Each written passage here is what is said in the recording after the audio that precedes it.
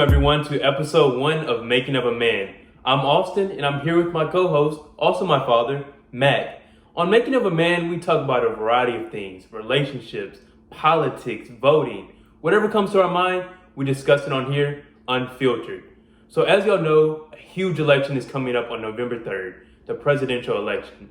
And we're here to tell y'all why voting is important to us and just discussing and going into detail about voting. So recently, early voting ended in our state of Louisiana yesterday, but we're here to tell people that you still have a chance to go out and vote and use your political voice and express yourself. So my first question to kind of get the podcast started is why is voting, why does having the right to vote, why is that important to you? Well, for me, let me back up for a minute. Something you said about the presidential election. The presidential election is important, but there are a lot of other races up and down that ballot that will directly impact your local community. So I don't want you to forget about the fact that, yes, it is the presidential election, but there's so many other important positions, from your congressman to your judges to all kind of other races that's on the ballot. So don't forget those, because those are very important.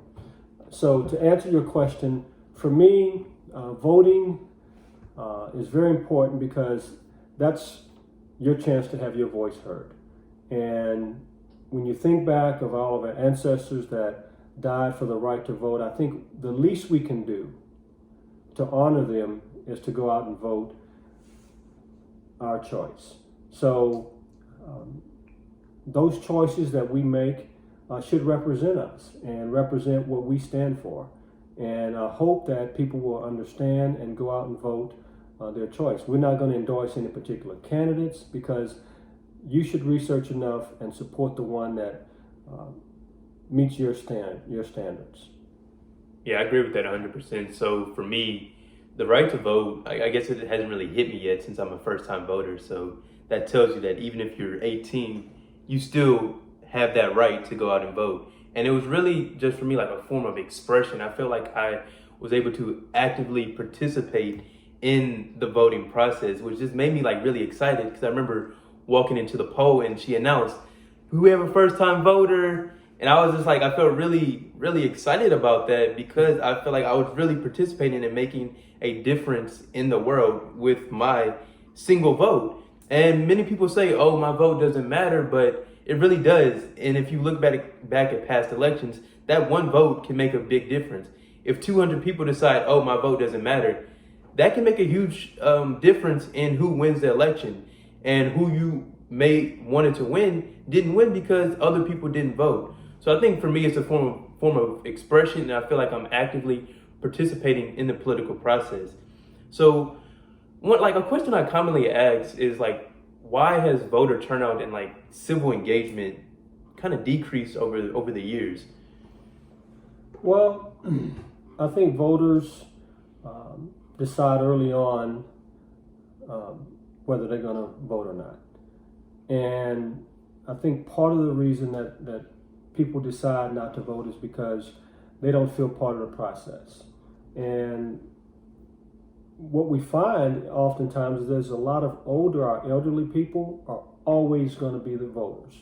So we have not mastered the art of trying to get our young people and our I don't know if it's Gen Z or Gen X people to get out and vote. So we have to figure out, how do we engage them? And so why they're not voting, I don't know. I mean, outside of not feeling part of the process. And I think oftentimes they voted in the past and haven't seen the results that they thought they would get. Whether it's the person that they voted for decided that they weren't going to follow through on the promises that they made, or the individual that got into office just wasn't effective in terms of being a leader, of being aggressive and getting things done that the community needs. So some people just get frustrated. And I think that's why the numbers of people that have voted in the past are very low. I mean, we've had some of our highest turnouts for, I think the presidential race was 61.65% back when President Obama ran in 2008. So it seems that it has to be something that excites voters to want to get out and vote. And I'm thinking that right now we have some exciting people running for office that should make them want to get out and vote.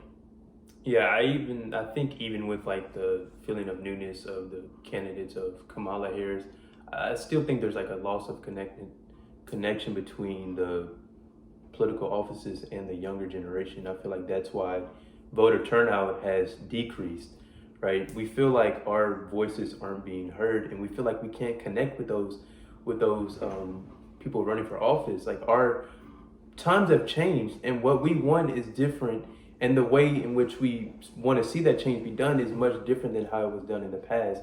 And I feel like the only way that change can really occur, because if you think about it, the generation, the future of this world is in our hands, of the younger people.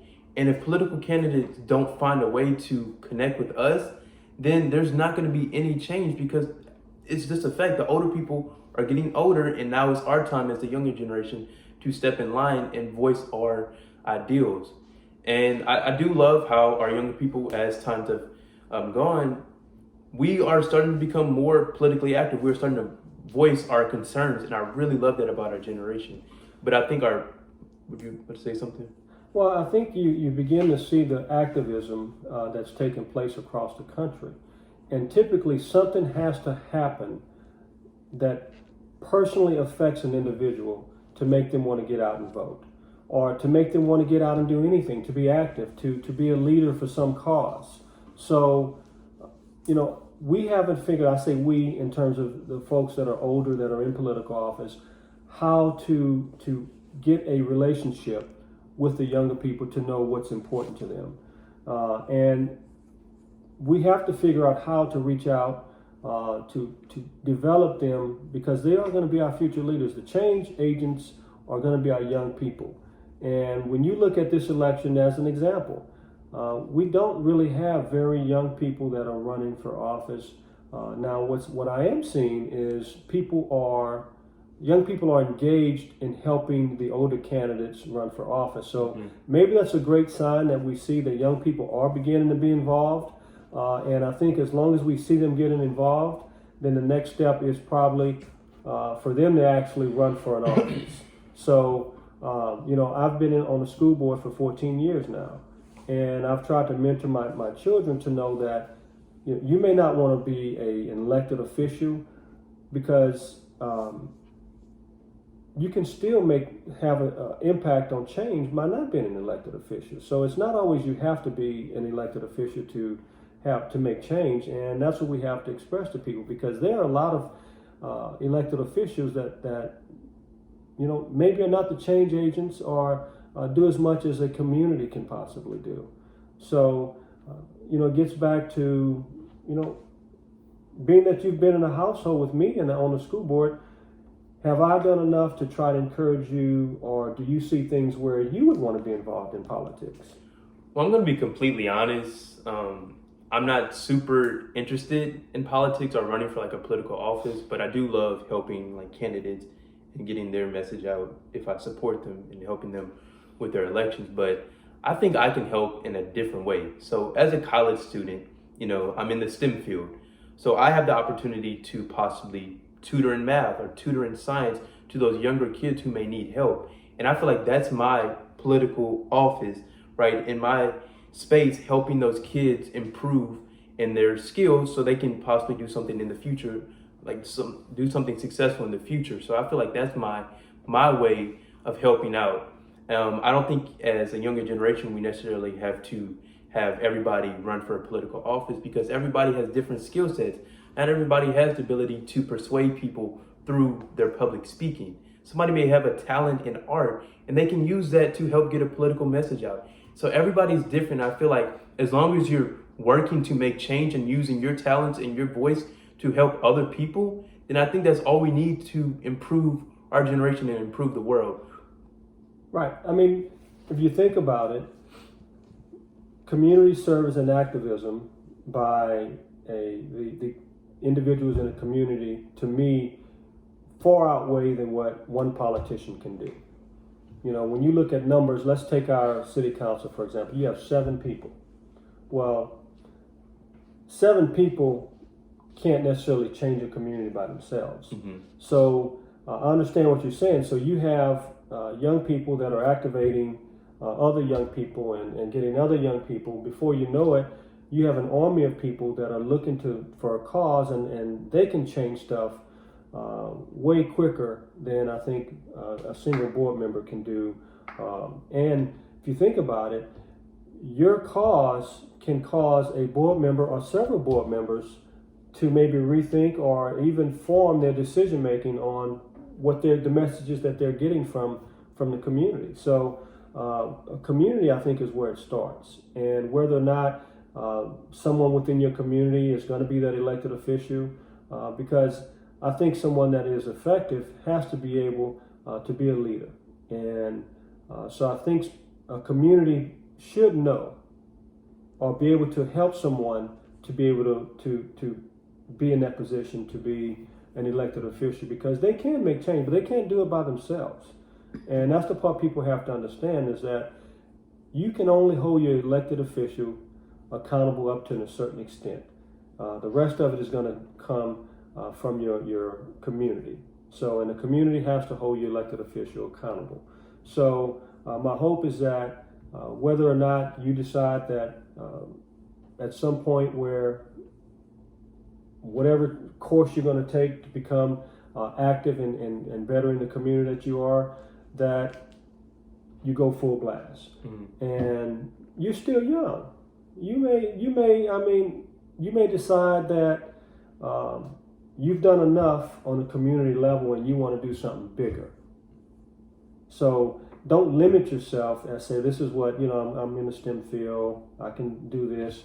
There's so much greater things that potentially you could do, So I can see Senator Austin Delafosse. I think of a young Barack Obama, how he got started. He was in community activism, and who would have thought that he would have had aspirations to be one of our presidents. So I see a lot in a lot of young people, and we have to encourage those that that has the potential. And sometimes we don't see it, but there's a lot of hidden talent just in Lake Charles alone. Yes. So don't limit yourself to saying, I'm just going to be, when I go to college, maybe I'll be a leader of this organization or that organization. And so take Senator Cassidy. He's a physician. You're going to be a physician. So Congress needs people from a varied background to be able to impact policy and change. So it's there for the taking. You just gotta go get it. Yeah, it's definitely something I would have to think about very deeply before I commit to being a politician or anything like that. But I remember you mentioned we have to find that untapped potential within our community and our kids. So, like, what are some ways we can find that untapped potential? Because I feel like once we find that gold mine and we foster that, because think about this: whenever you have coal, it's just raw coal. But whenever it starts to be mined and it's refined, it turns into a diamond. So how can we find that talent, refine it, and then develop future leaders? Well, I think it starts early on. We've often talked about the things that we've put you in to develop the talents where you are now.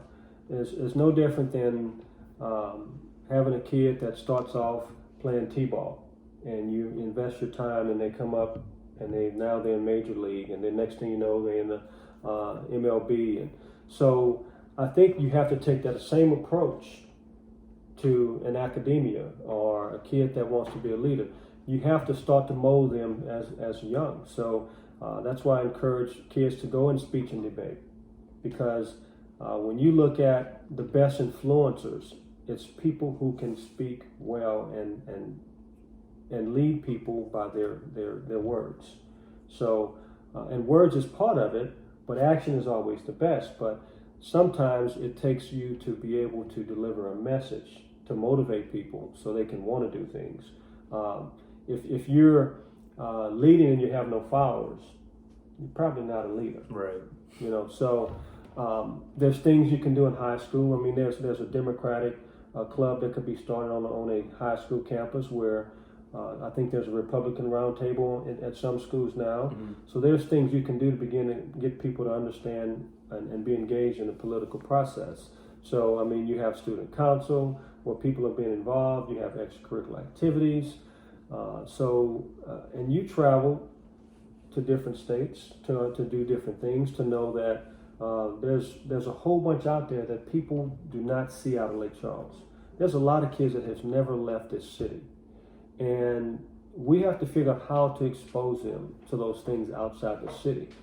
And because when you compete, you're competing globally. Yes. It's not a Lake Charles thing.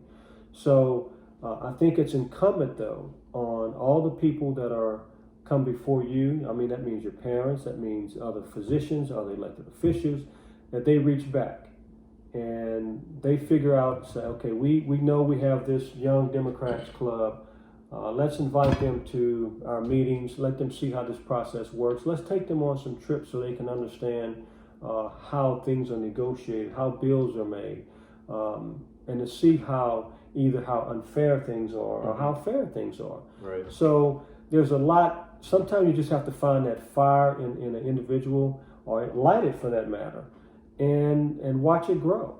So I look at when you light a fire, you have smoke. It's embers, and then you never know what's going to cause it. Just that wind that blows, when you blow on something and then it begins to fire. It gets larger. So we have to maybe pump those small little breaths of a fan in order to fuel that fire. So for me, that's what me and your mother has tried to do for you. We've fueled that fire. We've given you things for you to be able to choose from, to be able to say, okay, this is something I want to do. So hopefully we foster some other things in you that you will be that leader, maybe that Senator Delafosse, that physician Delafosse, that's going to come back in the community and be able to strengthen your community and find those things that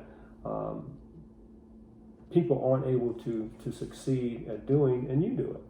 Right. So I know you mentioned having the older generations come in and help the younger generation. So how important do you think it is for the younger generations to have accountability and take it upon themselves to help their generation instead of constantly relying on older generations who it's kind of hard to, the gap is kind of there, the connection isn't always there. So how important do you think it is to have that younger generation connect? Well, I think that's for you to answer. Okay. Because you're the young person and you've already said that, well, I'm making help in this way, maybe not politics. You're around young people. Young people don't hang with old people. That's true. We're different. Y'all get out the room when we come around, for the most part. So you have to figure out, if you're with young people, what is it that lights their fire to make them want to make change? You guys get together and you just clown, but there's some serious things going on behind the scenes that I think we don't know. I mean, I don't know what goes on. A lot of kids are always on their phones. So we don't know. Maybe it's something on the conversations y'all have on your Instagram or whatever it is that we don't know about, because there's a big disconnect. And we don't necessarily know what topics that help engage you guys to want to open up and say, this is something I want to do. And unfortunately, I think it's always the older people saying young people aren't doing this, they're not doing that. And we haven't mastered the art of listening maybe. I'm not in a circle of young people. Young people aren't in a circle of old people a lot of times. Most of them, they're hanging with their coaches, their parents. Outside of that, where do young people go to learn about things that they want to get involved in, the community, politics? That's something y'all have to help us with. They have extracurriculars at school that kind of expose kids to that. But to answer your question, what topics would interest younger generations? Based on the news and just stuff I see on social media, the number one topic would have to be like social justice and equality. I think that's the number one thing that our younger generation is coming together to fight against, to fight for. You see the killings on the TV with police brutality, and that lights our fire. You see the protests. It's not just African Americans, it's Asians, it's white, it's everybody's out there protesting for a single cause. And I think finding that single cause and then building upon that with other issues that are affecting not only Black people but other races is how we will get more youth engagement. So that's my answer. I mean, it goes beyond just social justice, but I think that's one of the main issues that our generation has focused on the past few years. So let's take Lake Charles for an example. I don't see very many people and young people engaged in a lot of social justice here. I think the only thing that I've seen where I've seen young people begin to interact is with the statue downtown. That's about really the only time I've seen a lot of young people become active in a cause to try to eliminate something. Outside of that, if that wouldn't have happened, what else? Well, what else fires you? Because if you look at Lake Charles, we have a pretty close-knit community. We don't see a lot of police brutality. So I'm just thinking, okay, so that's a start. But if you don't have issues here in your city, what's next? Well, I don't, in terms of, fighting for social justice and trying to get your issues to the forefront, I don't think it always has to be so overt. There's things on social media that, people don't see. As a younger generation is different. It's not always going to be about protesting because, that doesn't always get things done, right? Protesting, that's cool. That works for, a few weeks, but then you have to have actual action, right? So I think as a younger generation, we have been using our social media platform to get our ideas and our things that we see in the world. We want to get that out. And I think that can have a much better outcome on social media because everybody pretty much has social media. But that's not translating to the older people who are implementing policies that's impacting everyone. So if it's a silent social media type thing, at what point does it get out for the older folks to understand, okay, young people are fighting for this. We're not on the same platform socially as you are. So, and if you guys aren't running for any political office, or you're not coming to the city council meeting, you're not going to school board meetings, you're not going to police street, you're not going to any of these things, how is it that the older people are supposed to know that things are happening? I mean, I think that's a start. First, the whole point of the social media platform is to get the issue out to other people. Once they know that the issue exists, then you begin to form together. You collect, you form on a common issue. Once you have an army of people who are going towards a common goal, that's when you move towards the next step. Writing to your politicians, even lobbying, if you have the funds to do that, even lobbying, that's where you move to the next step. Because obviously, posting something on Instagram isn't always going to get the attention of a senator who may be 65 plus. That's not really going to get their attention. That's the whole point, like I said, of that social media is to get the issue out, get that group of people, and then you'll begin fighting for that common issue and even pushing it towards the ballot box, to the town halls where you have that big group of people and they know that the issue really matters. I just don't think we're seeing it. I don't think that the older folks are seeing the fruits of what's going on behind the scenes. So my hope is that things don't begin to boil over and it's contained on your social media. So what do you mean boiled over? Well, if you have some issues on social media, it gets to a boiling point. That's when action happens. I don't think you should always wait till a boiling point, till the pot boils over before you have action. There's things that you have to do before it gets to the boil. That's fair. So it's kind of like turning on a pot of water. You don't wait to turn the fire off once the pot is beginning to boil over. You have to turn it down before. So that's where your activism comes in, and you have to figure out, okay, we see that this is becoming an issue. So we need to address it now before it becomes too big of an issue. So it's easier to fight something when it's not a major problem versus you can do some things to redirect where it's going. So anyway, yeah, like at this point, I don't necessarily have a solution to, I guess, getting our ideas out to politicians. I mean, I don't really have a solution for that at this moment, but I think, as with all things, it takes time. Right. You may not be seeing the fruits of the labor at this very moment, but I think as we Well, consistently, we're not getting any younger. Older people are getting older. yeah, Younger I people. understand that. I understand So that. I wanted to know that there's young people that are really engaged in where we're going.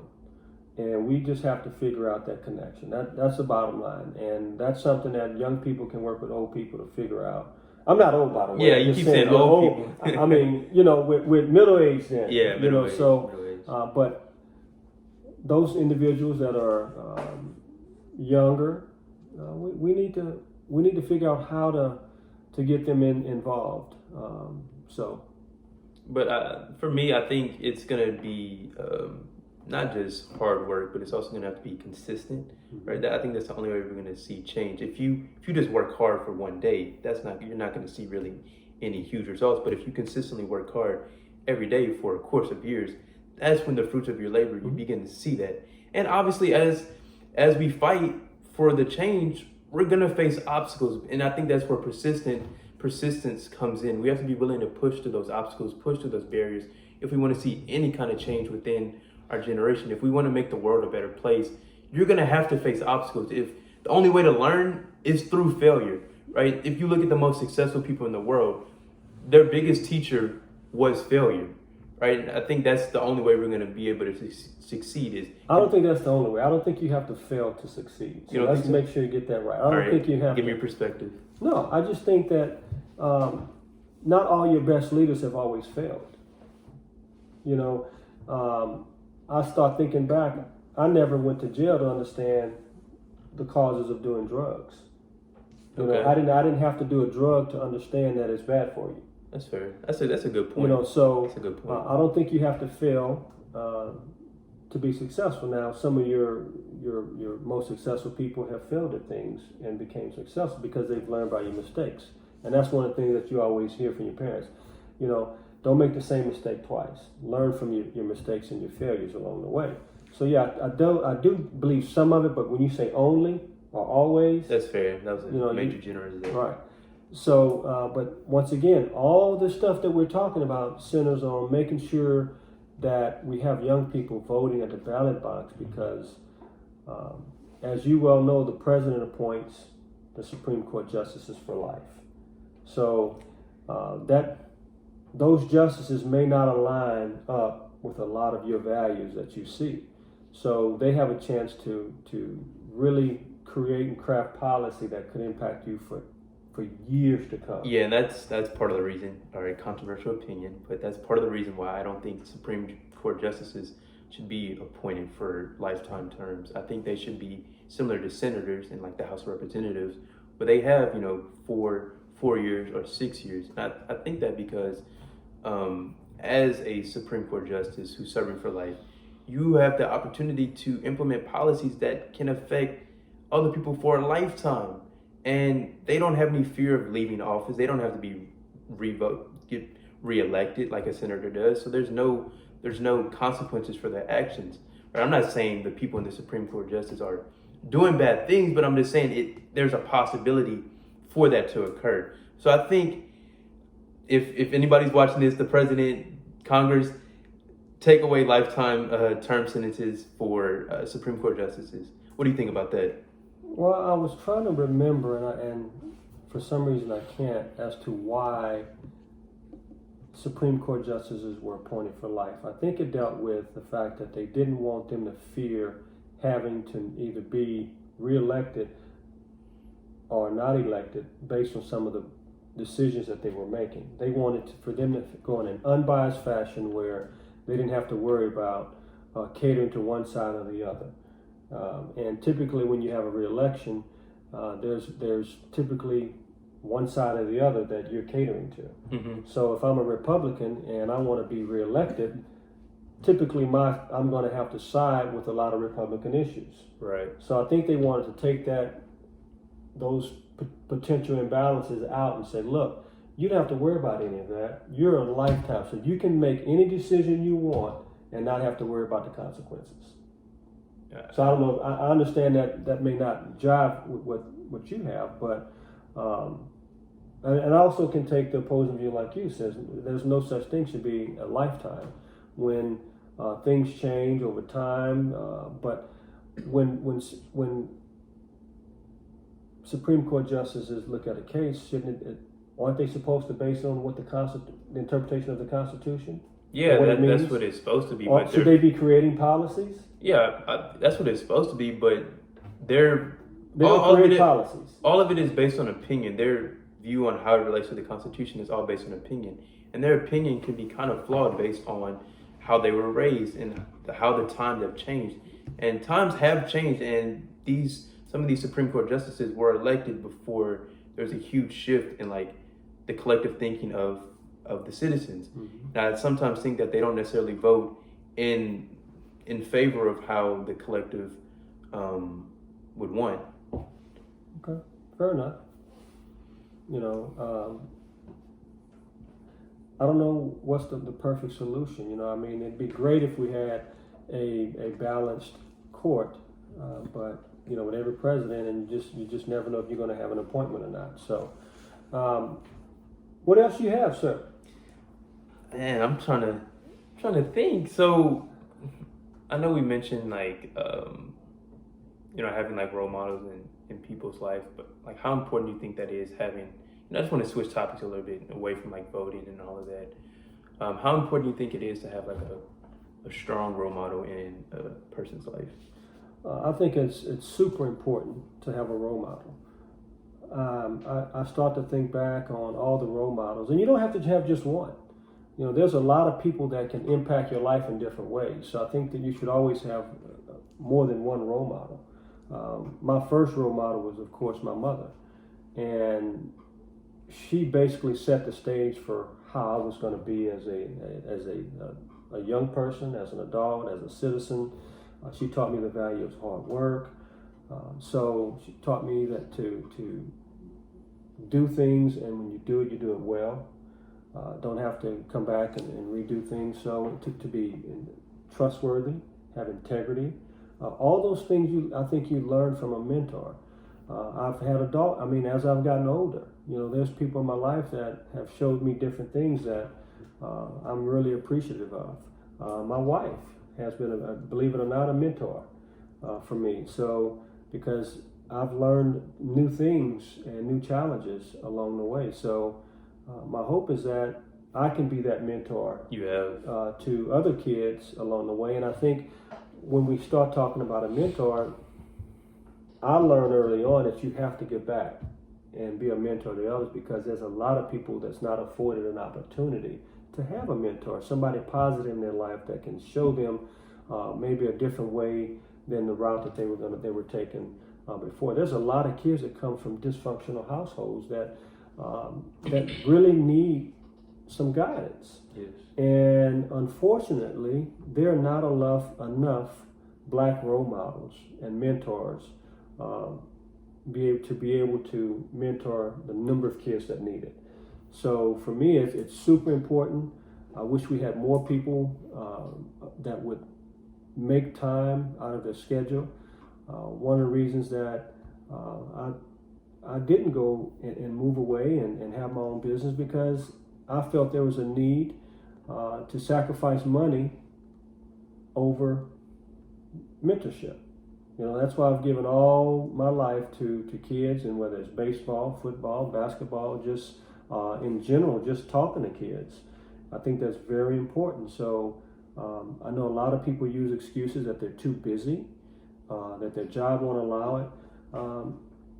My mom taught me early on, you make time for what you want.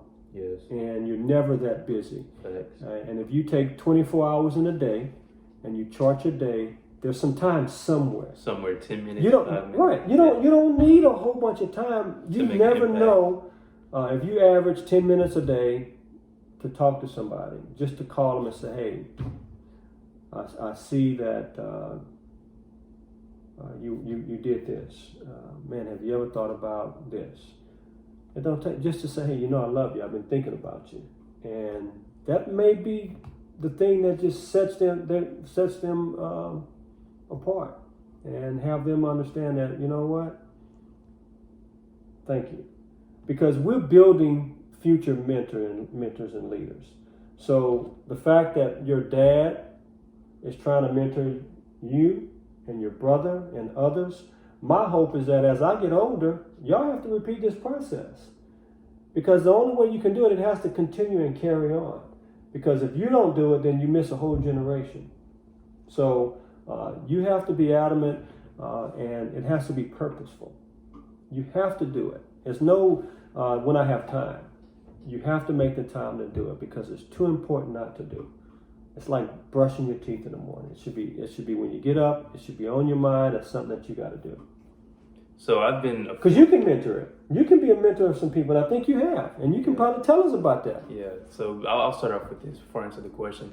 I've been afforded the opportunity to have two great mentors, my father and my mother. And y'all have poured into me. I can attribute a lot of my success so far in my life to my parents because of the values and the things that they have taught me, such as my dad, hard work. That's the foundation of is hard work and no excuses. I can tell you so many stories, but I'm not gonna get into that today. But all the stories of this working hard and no excuses. I remember he would always tell us we would be complaining about doing some yard work outside. He'd be like, "Life isn't fair," and that's just like ingrained in my mind. I'll be like doing something in class, I'm like, "Man, I don't feel like doing this." And I'll be like, "Remember that life isn't fair. You just have to keep working through it and don't make any excuses." And I bring that same mentality of no complaints into my life, and I thank my dad for that. And it just really helps to have a strong foundation of parents as your first mentors, because that's your first mentors. It's cool to have a physician as a mentor, but it all starts within the household. And like you said, I can serve as a mentor. A kid may not be afforded the opportunity to have both parents in their household, but if I can step into that role, and if it's just 5 or 10 minutes, just helping them out in whatever way I can to make a difference in their life, I would love to do that, and I would cherish that opportunity. So I just thank y'all so much. And outside of my parents, I have 3 other mentors. I'll shout out Miss Nicole, Mr. Cedric, and Miss Rhonda, and they've really helped me out in terms of just ideas I may have. They really help formulate that and get it together. They really helped me with just internships and just networking. I really thank them for that as well. And I just been so blessed to have, I'm just going to say it again, blessed to have 2 amazing parents in my life. And it's been great for the things that they've poured into me. And I cannot wait for the opportunity to pay it forward. All the things that they've poured into me, I can pour that into other people. And I remember I was talking with my mom a few days ago. I was like, I can't wait for the time when I'm in a challenging situation, and all of a sudden a lesson from my dad pops into my head, and I'm like, my dad taught me that. My dad said something about that, and I can work through this situation. That's just something that I was dreamed about doing, is just being in this situation. I use my parents' lessons to move forward, move through it. That's the way most things happen in life. You will have kids that will veer away from the advice that their parents gave them, and you can only hope that from a parent's perspective that wherever your kids go, that they will remember your teachings no matter what, because you're not always everything's not always going to be right. Mm-hmm. You're going to, like you said, you're going to fail at some things, and you have to know that there's a lesson behind it, and you use that lesson to propel you forward in it. So and I guess the old adage was you fall forward, you don't fall backwards. Yeah, I think that's the biggest thing. So I actually have a question. I've been thinking about this. Being around you for 18 years, you're a very positive person. Like, no matter if the situation goes south, you're very positive. So what goes through your head when something doesn't go as you want? Like, how do you stay positive and keep pushing forward? That's the thing I'm still trying to work on. I guess the biggest thing for me is I know life is not always fair. And I always think there's always worse situations out there. I think of health-wise. If I'm feeling sick, there's always somebody that's dying that may not have another day. So I try to look at things as just, it is what it is. You can't do anything about it sometimes, but continue to work and hope things get better. I mean, from me being on the school board, there's people that say things about me that aren't true, but you can't worry about those things. And for me, I've developed a big shield, a barrier, I guess you would say, that no matter what you say, it's not going to affect me. And part of it is, I think that's how we grew up. My mom always said you have to have thick skin. Or the old adage, sticks and stones may break my bones, but words will never hurt. You remember that? Yeah. So I've used that in daily life to where I don't really worry about all the negative stuff that happens, because deep down, I know who I am. I know whose child I am. And I know that whatever they say can't be something that's going to weigh me down, period. And that's one of the things you learn in politics, is that you have to have thick skin, and you have to be able to move on from something no matter what happens. All the decisions we make are not going to be the most popular ones, and not one that people are going to agree upon. Mm-hmm. And I think what stops a lot of great people from going into politics is all the extra stuff that goes along with it. From people calling your names out on social media, or calling you or sending you letters that doesn't have their names on it, saying how much of a bad person you are, and people that don't really know you, don't know your heart, don't know what went into making your decision. So for me, you just move on from things. So I'm positive about it, because I don't let things drag me down. And I know that God has always promised that He would take care of you. So I know that whatever happens, it's never going to be something that's just going to be so bad to where I can't come back from it. That's at least how I try to think about it. That's a great perspective. That's a great perspective. I think the hardest thing for me is trying to control what I can control and not worrying about other things, like you mentioned. Sometimes I'll worry about things that aren't necessarily in my control, and I'll get kind of frustrated about it. And with your words, it's just you just have to be positive, I guess. And one other thing I'll add is that you always have to be a listener. So there may be a message in that bad thing that they said that you can take a lesson from. So it's not always that. Some people don't know how to deliver a message that could really help someone along to make a difference. Instead of calling me a name or saying something I did, or I didn't think rationally before I made it, they could have easily said that in a better way, to say, did you think of this? Or what about this? And so I don't always look at it as a bad thing. Because there are some positives that I've over time that has come out of people saying bad things. And sometimes people have to be able to check themselves and know that, what, I need to do better. So one thing I will never let happen, people will never be able to look at me and tell what's going on in my life. If something is bad, you can't look at me. You can't look at me and tell. I don't know how you do it. You can't tell. I don't know how you do it. They say I got a poker face. I need to gamble. I hadn't learned that yet. And so you can't let people know that they've affected you, even though they may have. I'm not saying you be a total mute. I don't know. I think my question is, how do you? Let's say somebody says something disrespectful to you. How do you find that fine line of not showing them that you're angry, but still telling that you need to give me respect? How do you not cross that fine line? That's my question. Well, I think that just comes with time and experiences. I can tell you where I learned most of it was on my job as an insurance professional.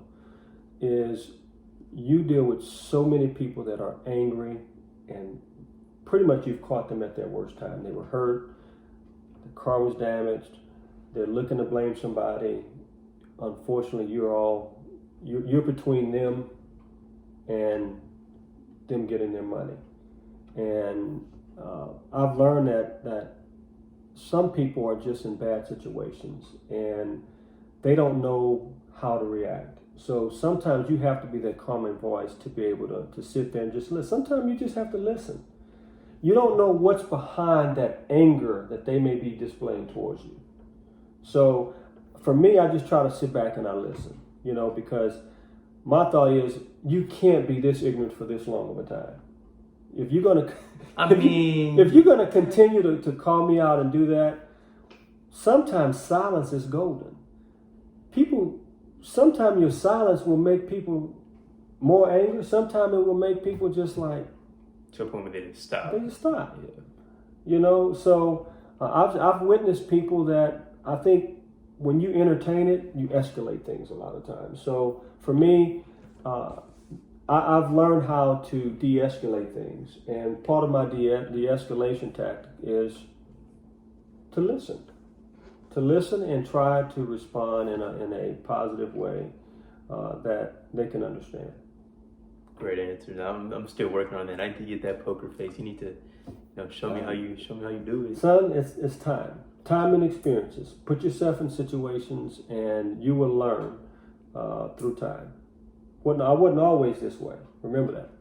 I've evolved. You've evolved. I've evolved. I have another question. I'm just trying to dive deep into your life. I thought we was co-hosts. I'm getting all the questions. But okay, go ahead. They want to learn about you. They want to learn about you. So my next question for you: what inspires you? You don't have to.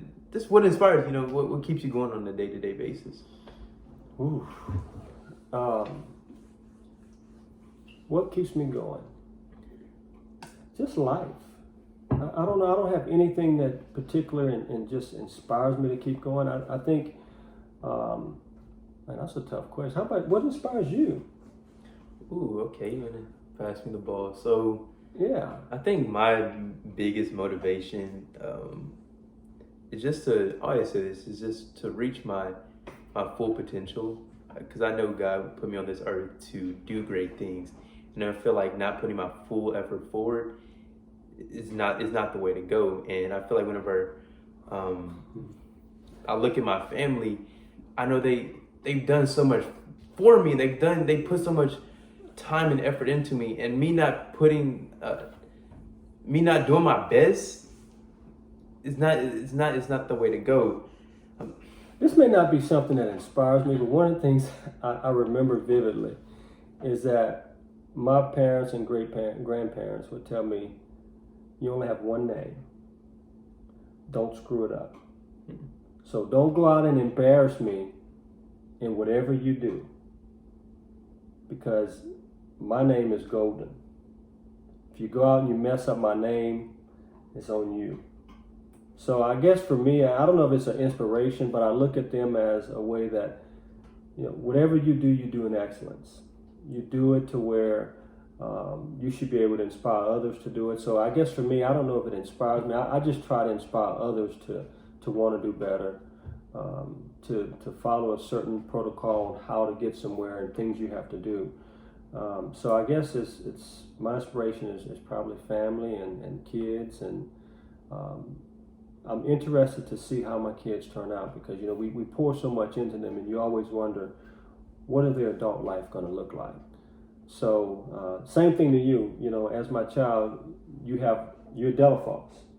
Don't go out there and mess my name up and do something that people look at. That's Mac's son.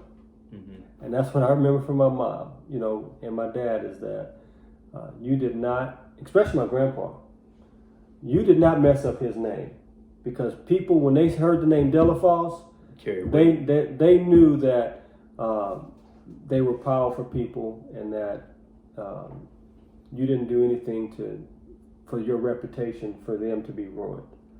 So yeah, I want to add on to that. I just want to kind of give more insight onto my, what motivates me, because I feel like I didn't answer it well enough. So I think, like my dad mentioned, my biggest motivation is my family.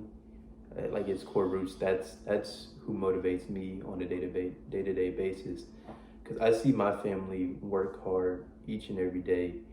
And for me, I feel like if I'm not doing my best, trying my hardest, and putting in 110% effort each day, I'm letting my family down. And I'm letting all the people who fought for me before to get to this point, I'm letting them down. And I don't want to carry that weight on my chest, knowing that these ancestors have died for me to get to this point, and I'm at college and I'm not trying my best, I'm not studying my hardest and doing my best to get a degree. Like, what does that say about me? Right? I'm taking this opportunity for granted, and that's not going to happen. And another thing that motivates me outside of my family would just have to be having the desire to reach my full potential, right? I know I'm capable of so many things, and I want to be able to showcase that to the world and add value, like you said, inspire other people to do things. That's my biggest goal, is to reach my goals and inspire other people to do not even the same thing, but do other great things for the world. So basically just adding value to people's lives. That's like the two main things that inspires me.